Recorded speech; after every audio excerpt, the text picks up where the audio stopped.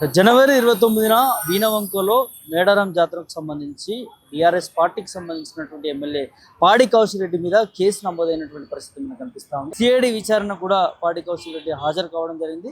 దానికి సంబంధించి మాట్లాడే ప్రయత్నిద్దాం. మనతో పాటు బీఆర్ఎస్ నాయకులు ఉన్నారు, అదేవిధంగా పాడి కౌశిక్ రెడ్డి అనుచరులు కూడా ఇక్కడే ఉన్నారు. వారితో మాట్లాడించే ప్రయత్నం చేద్దాం. అన్న, ఎట్లా చూస్తారు?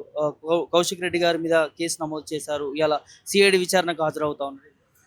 ఇవాళ అప్రజాస్వామ్యంగా అక్రమంగా గవర్నమెంట్ పూర్తి స్థాయిలో పాడి కౌశిక్ రెడ్డి గారిని, వారి కుటుంబాన్ని, అనుచర వర్గాన్ని, మొత్తం పార్టీని ఇవాళ పార్టీలో 6 గ్యారంటీల పైన కానీ, ఒకవేళ హుజూరాబాద్లో డంపింగ్ యార్డ్ పైన కానీ ప్రత్యేకంగా ఆయన అలుపెరగని పోరాటం చేస్తున్నాడు. కాబట్టి దాన్ని అణిచివేతకు గురి చేయాలని ఒక దురుద్దేశంతో ఇవాళ ప్రభుత్వము ఆయన పైన అప్రజాస్వామ్యంగా వేసిన కేసులుగానే భావిస్తున్నాం మేము. ఆయన పైనే కాకుండా ఆయన సతీమణి అయినటువంటి శాలిని గారి పైన, ఆయన అనుచరు పైన, అందరిపైన కూడా సిఐడి కేసులు వేసి ఇలా వేధిస్తూ ఉన్నారు. ఈ వేధింపులకు కూడా మా పార్టీ బీఆర్ఎస్ పార్టీ ఎక్కడ కూడా భయపడేది లేదు. మేము పూర్తి స్థాయిలో ఆయనకు మద్దతు తెలపడానికి వచ్చినాము. పూర్తి స్థాయిలో దీన్ని ఖండిస్తున్నాము. అక్కడ ఉన్నటువంటి ఆ ఘర్షణల సందర్భంగా అక్కడ ఉన్న పోలీస్ ఆఫీసర్లను కొంచెం దురుసుగా ప్రవర్తించాడు పాడి కౌశిక్ రెడ్డి అంటూ కూడా స్టేట్మెంట్లో పేర్కొనడం జరిగింది. ఎట్లా చూస్తారు? ఆ రోజు మీడియా ద్వారా అందరం కూడా క్లియర్గా చూసినాము.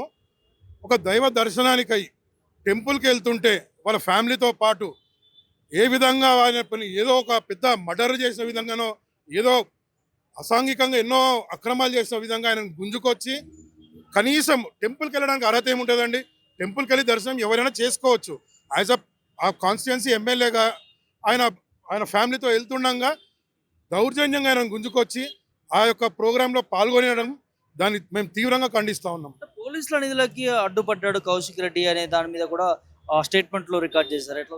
అక్కడ మనము వెరీ క్లియర్గా కనిపిస్తూ ఉంది. మేము ఎంబడి ఉంటుంది. ఆ రోజు ప్రత్యక్షంగా మేము ఉన్నాం. ఆ రోజు దర్శనార్థానికై అమ్మవారికి ఆ పట్టు చీరలు కానీ అవి సమర్పించడానికి పోతా ఉంటే ఆయన అడ్డుకోవడం జరిగింది. అడ్డుకున్న ఆ పైన గద్దెలపైకి ఎక్కినాక అక్కడి నుంచి దౌర్జన్యంగా బలం ఉపయోగించుకొని ఆయనని నెట్టేసి, వాళ్ళ ఫ్యామిలీని కూడా నెట్టేసి బయటికి పంపించడం జరిగింది.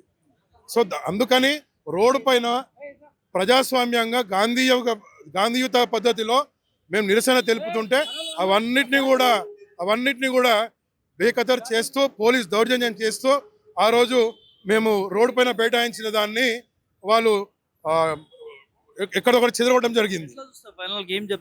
దీని పూర్తి స్థాయిలో మేము ఏమంటున్నామంటే, ప్రభుత్వము ఇవాళ మా నాయకుల పైన మేము ప్రశ్నిస్తున్నాం కాబట్టి ప్రశ్నించే గొంతుని పూర్తి స్థాయిలో అణిచివేయాలని అదొక దురుద్దేశంతో మా యొక్క నాయకుల పైన ఇలాంటి పనికిరాని అప్రజాస్వామ్యం అక్రమ కేసులు పెట్టి భయభ్రాంతులకు గురి చేయాలని అనుకుంటున్నారు.